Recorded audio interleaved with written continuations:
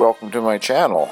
The slides that are rolling by are an indication of some of the things that I cover on a regular basis in my videos. Once you have watched the video, I would appreciate it if you would click the like button and leave a small comment. It's really a big help to the channel. The YouTube logarithm, when it sees that, promotes the channel more and will be more viewers. I would appreciate that very much. Thank you for watching. Well, hello everybody. It is June 10th, and I'm putting a few clips together for a video.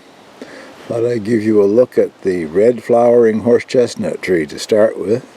Still looking good, but it's dropping its blossoms fast. I'm going to get over there to show you some of the things that are growing next to it. There's a carpet of pink flowers down there. We just survived a 3-day heat wave. 3-day probably isn't considered a long heat wave, but it was plenty long enough as far as I'm concerned.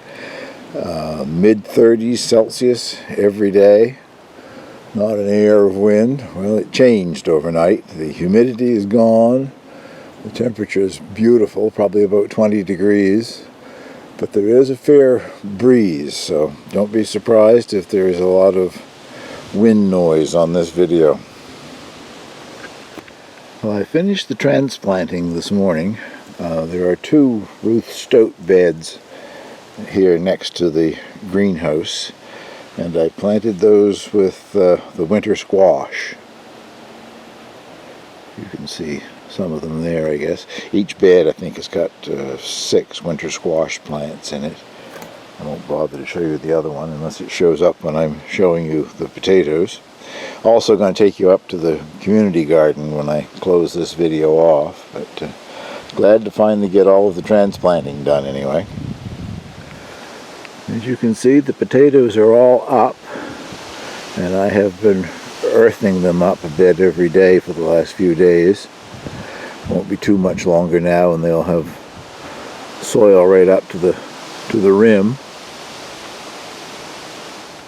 This raised bed is the brassicas, 6 each of cauliflower, cabbage, and broccoli. So far so good. There's been a little bit of slug damage.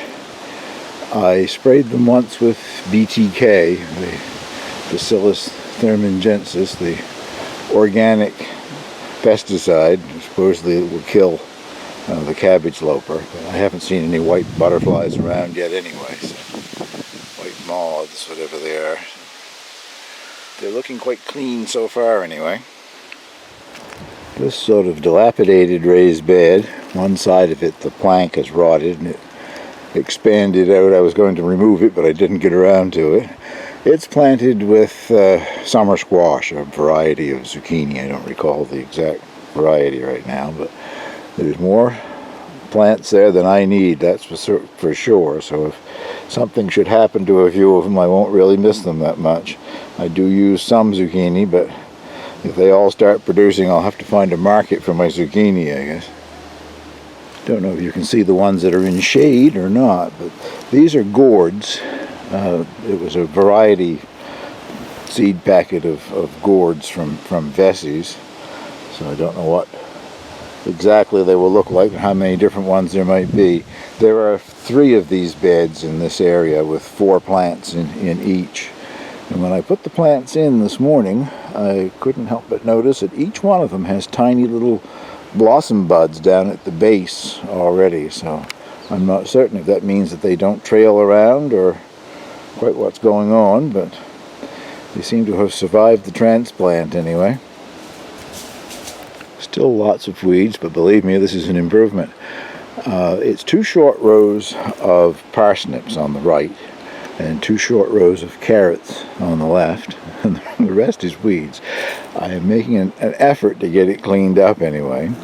So much dill coming up everywhere. It's no problem pulling dill out of the parsnip rows, but dill seedlings and young carrot seedlings are quite similar, so you have to be careful what you pull, I guess.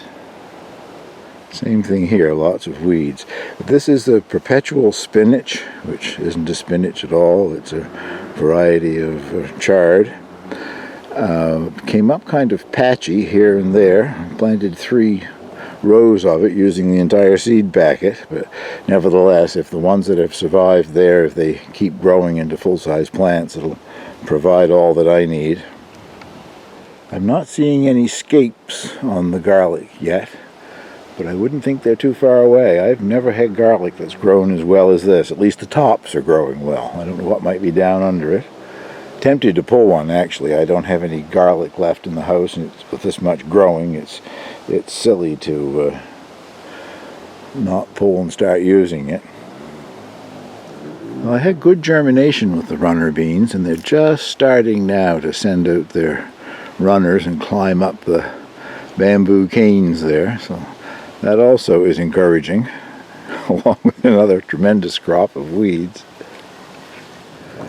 Oh, take a look at a couple of things here inside of the greenhouse, and then we'll go up to the community garden. Don't know if you can see the taller tomato plant somewhere in that area. That is the German green, and it is turning into a sturdy looking plant. I've got it held up on monofilament fishing line with those tomato clamps, which does a good job. The other tomatoes that you can see all over the place laying down are the tumblers, sweet tumblers, and that's evidently is what they're supposed to do. You don't offer them any support. They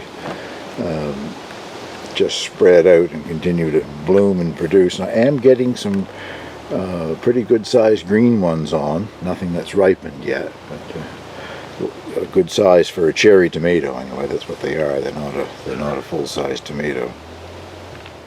That's a cluster of the green ones, and you can, I guess, probably can see some blossoms there too. I pick up each branch and shake it 2 or 3 times a day to get them pollinated, and I guess I'm at least having some success. Cucumbers have really grown, and they like the hot weather, I guess. They've got a lot of their true leaves now. I don't see anything that's starting to bloom yet or anything, but they are looking pretty good. Starting to see some strawberries that are ripening. I've actually eaten 2 or 3 that were fully ripe, but there's a lot of green ones to come on there. I don't know if I'll have enough to make jam with or not, but I certainly will have some strawberry shortcakes, my favorite summer dessert. This is the Hampton leaf lettuce. You cut it off all at once at the bottom and it falls apart into a salad.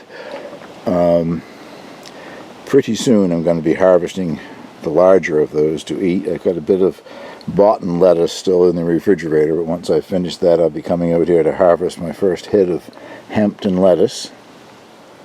This is my attempt at growing a melon again. It's an heirloom French melon variety. And also, of course, melons love heat, and they've really enjoyed this heat wave. And this is my tallest of the Spanish tree chilies, Chili de Arbol. I think still the only one that's had blossoms open up. The other ones have all got blossom buds. And this has a number of tiny chilies starting to grow on it, so that's encouraging. One thing is for sure, and I guess I've mentioned it before, in here in the heat and using these fabric pots, absolutely have to water every day. So I wait until the cool of the evening and water everything, and it seems to be working. Nothing seems to be wilting or dying back in the heat in the daytime anyway. Well, I think that's enough for in the greenhouse right now. I'll take you up and we'll close this off with a few shots of what's going on up at the community garden.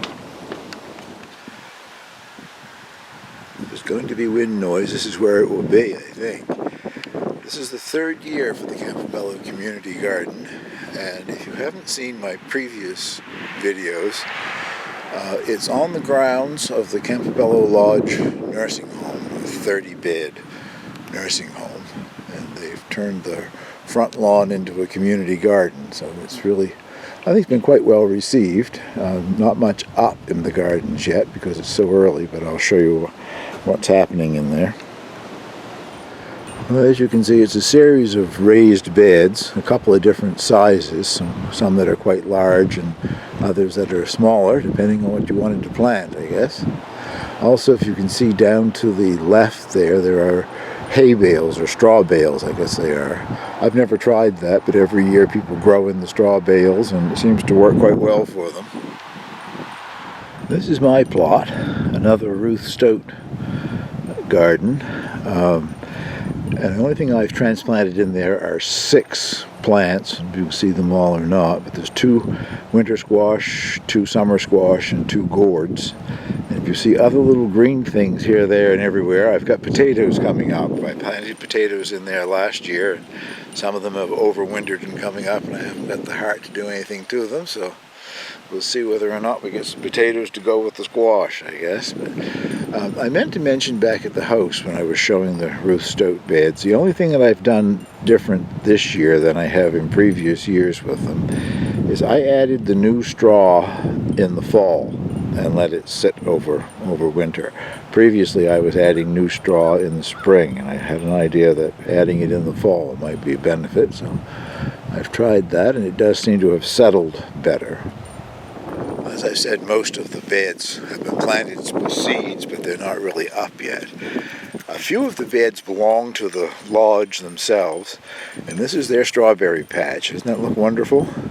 I don't know if it's the exact same variety that I'm growing or not, but it's also an ever-bearing. It has strawberries all summer, but by the looks of things, with the blossoms and the amount of green ones in there, some of the residents will be enjoying strawberries and cream soon. This herb garden also belongs to the lodge. I see a couple of different kinds of thyme in there. 2 lavender plants, a nice big sage plant, and a huge chive down at the far end, all of which have overwintered and are doing really well. Not quite sure what it is right here in this corner. I presume it's something that they planted and has come back, but see if I can tell by smelling it.